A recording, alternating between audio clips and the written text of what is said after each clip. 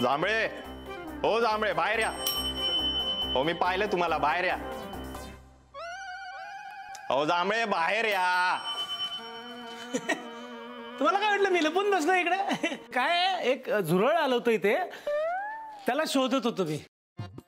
आता आमच्या रामाश्रयची एवढी मोठी बाग आहे, मग कधी कधी झुरळ येतात अशी कुठे कुठे. बागेमधून रिसेप्शनवर झुरळ तुमच्याशी लापाछपी खेळायला येतं का? नाही, एवढी हुशार नाही आहेत आमच्याकडची झुरळ. ते मला सांगत होतं, अण्णा इस्माईलला सांगतायत की या वर्षी ते मोदक बनवणार नाहीयेत. कधी आलं होतं झुरळ? का आत्ता इतक्यातच आलं होतं. म्हणजे त्यांनी मला सांगितलं आणि लपून बसलं ते. तुमच्या त्या झुरळाने तुम्हाला सांगायच्या अगोदरच मगाशीच तुम्ही मला हे फोनवर सांगितलं. मग परत कशाला आला तिथे? मी अण्णाला बघायला आलोय. तुम्ही अण्णाला बोलवा.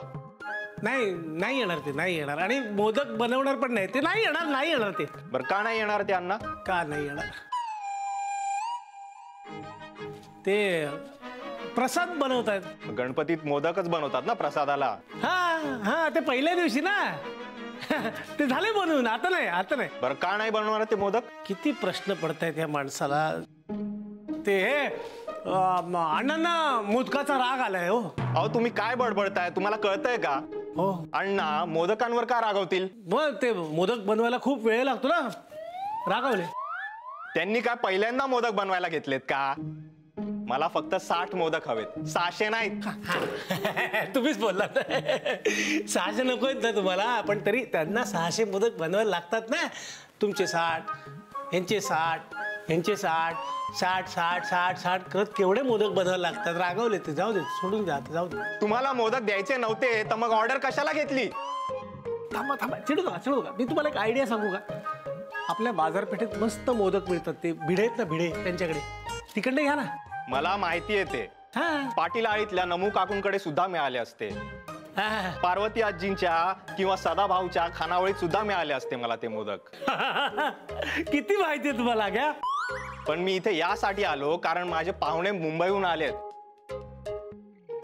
आणि मला मुद्दाम त्यांना अण्णाच्या हातचेच मोदक खायला घालायचे. बस चिडू नका. अजून एक पर्याय आहे माझ्याकडे. काय, आमच्या मोदकामध्ये आम्ही जे नारळ घालतो ना, ते नारळ देऊ का आमच्या बागेतले? द्या तो नारळ. तो नारळ मी घेतो, पहिला तुमच्या डोक्यात घालतो, मग अण्णांच्या डोक्यात घालतो आणि मी मूर्ख म्हणून माझ्याही डोक्यात घालून घेतो. ऐकून घ्या. हे जांभळे, रामाश्रयत मला असा अनुभव येईल मला वाटलं नव्हतं. ऐका हो, असं नाही हो, गैरसमज झाला तुमचा. हो हॅलो, ऐकला?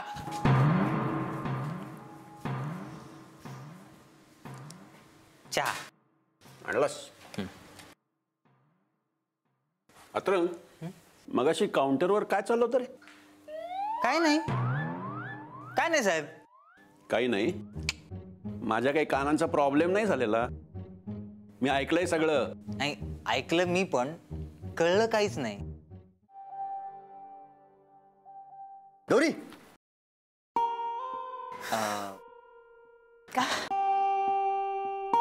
जरा बोलायचंय. मला वेळ नाहीये. का गडबडीत आहात? आईला मदत करायची ना, खूप धावपळ सुरू आहे तिची. नाही, पण आता तर आई छान आजीशी गप्पा मारत बसले आहेत. ते बाबांचं काम होतं. नाही, बाबा बाहेर गेले आता. मला सांगून गेले संध्याकाळी येणार आहेत आता. बसा ना. बोला. त्याचं काय आहे, मला माझे मित्र सतत फोन करतायत, विचारतायत काही ठरलंय का. अरे हो, खरंच की विसरलेच. मी 1-2 मिनिटं थांबा. नेट ऑन करा. हा ऑन आहे. मी काही लिंक्स आणि नंबर्स पाठवते. खरं तर हे तुमचं तुम्हीही करू शकला असता, पण ठीक आहे, हरकत नाही. नेटवर टाकायचं हो सगळं, सगळी माहिती येते. टुरिस्ट स्पॉट्स नियर सोनसरी असं टाकलं ना की ही मोठी यादी येते. साइट्स बघायच्या आणि सिलेक्ट करायचं. तुम्ही ऑनलाईनही बुकिंग करू शकता किंवा फोन बुकिंग आहे. लिंक्स पाठवते मी, बघा, बुकिंग करा.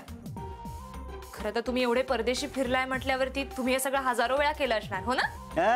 लाखो वेळा. मग माझी गरज कशाला पडली तुम्हाला? सल्ला महत्वाचा.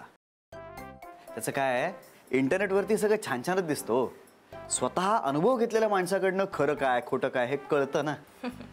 मग प्रत्यक्ष अनुभवावरनं सांगते मी की ह्या ज्या साईट्स पाठवते ना मी त्या सगळ्याच जागा खूप सुंदर येतो, पण आयत्या वेळी बुकिंग नाही मिळणार कुठे. अरे देवा, मग आता काय करू मी? अहो निदान हा प्रश्न तरी आपला आपण सोडवा. हाडाचे शिपी आहात ना, इतक्या डेस्परेटली फिरायला जायचंय म्हटल्यावरती शोधा जागा, मिळवा बुकिंग. पाठवल्यात लिंक्स, बघा काय. अहो अरे देवा, वातावरण भयंकरच तापलेलं दिसतं. इस्माइला, अरे तू काय करतोस इथे? आता कुछ काम राहिलं नाही माझ्यासाठी म्हणून वाडीतली नारळ मोजतोय. असं मग 50 एक नारळ काढून ये वरती चढून. तुझा काय टाळका फिरलाय काय अन्या? आता नारळ काढायचं काम माझं नाही तर ज्ञानाचं आहे, त्याला जाऊन सांग. हा ज्ञाना कुठे गेलाय? गेला असेल कुठेतरी झक मारिया, मला काय माहित. अरे हो हो हो, किती चिडचिड करतोयस, शांत हो जरा. चिडू नाही तर काय करू? काय सणासारखा वातावरण आहे इथं, गणपतीसारखं वाटतच नाही. माझं तर मूडच गेलंय. असं चल, तुझा मूड परत आणतो. मोदक करूयात. मोदक? अरे लेकिन ऑर्डर तर कॅन्सल झाली होती ना. अरे वो मोदक बना के क्या तू खुद खाएगा? मी कशाला खाऊ? मी मोदक बनवणार आणि तू मला मदत करणार. अरे पण पैसे? गणपतीला सुख करता दुःख करता उगाच नाही म्हणत. पैशाचा इंतजाम झाला? हा, गणपतीनेच केली असं समज. माझा अजून पण विश्वास बसत नाही आहे. असं आता बसला विश्वास? हा, चल चल, आपल्याला खूप काम आहेत आता. चल लवकर. गणपती बाप्पा मोरया. चल लवकर. अरे केवढी मोठी गोष्ट केली आहेस तू. जी, अरे गणपती शोधलायस तू. आता हा गणपती तुझा हरवलेला मार्ग सुद्धा शोधेल बघ. माझा मार्ग काही हरवला नाहीये, तो तिथेच गोलगोल गोलगोल गोलगोल फिरतोय. अरे बघ, या चकव्यातून सुद्धा गणपतीच बाहेर काढेल तुला. गणपतीचं असंच होतं की रे, सरळ मार्गाने आला का तो घरात, त्याला शोधायला त्यांनी तुला किती फिरवलं तेव्हा तो आला.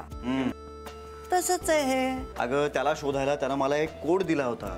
असा कोड कोणी मला नाही देते आणि कोणी द्यायला येणारही नाहीये. येऊ का? या या. मी बल्लाळ जोशी. मला माहिती आहे तुम्ही मला नाही ओळखलत, पण मी ओळखतो तुम्हाला, कारण माझी आई तुम्हाला ओळखायची. चाफ्याजवळची कुंदा. अगो बाई, चाफ्याजवळच्या कुंदाचा का मुलगा तू? हो हो हो, नमस्कार करतो हा काकू. मोठा हो बाबा, खूप मोठा हो. मोठा झालोय काकू, पण सगळं गमावून. खूप मोठी स्टोरी आहे काकू ती, सांगेन सगळी कधीतरी. पण आपल्या माणसांची, गावाची, जमिनीची योग्य वेळी जाण ठेवली असती ना, तर हे सगळं गमावलं नसतं. लहानपणापासून गणपती आला ना की आई नेहमी इकडे घेऊन यायची. म्हणायची हा गणपती वेगळाच आहे. आईने ह्याला कष्टाचा गणपती नाव ठेवलं होतं. जी वास्तू मोठ्या कष्टानं उभी राहिली ना, त्या वास्तूतला कष्टाचा गणपती. तेव्हापासून गणपती आणि रामाश्रय असं समीकरणच होऊन गेलं होतं. इथे बाहेर जर कळलं ना की रामाश्रय मधल्या गणपती समोरचे पैसे चोरीला जातात, तर आपली काय आबरू राहील कळतंय? अरे जरा गावात गेलो होतो. आईने घर कोणाला विकलंय त्याची चौकशी करायला. तो माणूस सोनसरीतलाच आहे की गाव बाहेरचा? ते नाही माहिती, पण त्याचं नाव समजलंय. काय? दगडू काशाबा परब.